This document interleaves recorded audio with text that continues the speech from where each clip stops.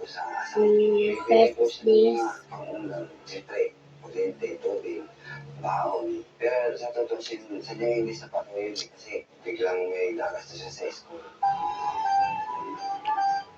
Sa susunod na buwan, lalo pa raw siyang magsisikap dahil ang kanyang misis manganganak na sa pang-apat nilang anak.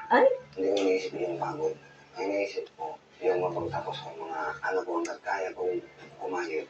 Gagawin ko kasi ang mga kung gagaya sila sa akin, wala na. Ngunit That is a may mas second. malalim palang dahilan si Randy kung bakit sa kalamban niya piniling tumira at magtinda. Habang nagtitinda ko dito, no, It's so yummy. hanapin ko pa rin yung kuhan ko, magulang ko. Sa Pangasinan lumaki si Randy. O hala buhay lang nasisip ko. Kinuha lang ako Insert. titinda ng pito doon sa Makati. Sa Juhing po. Hanggang may ipinagtapat daw sa kanya ang kinilala niyang pamilya. Ang sinasabi niya sa akin, kaya po ka sa amin, hindi ako tunay na Wait anak. guys, Ang kanya raw next is tunay me. na ina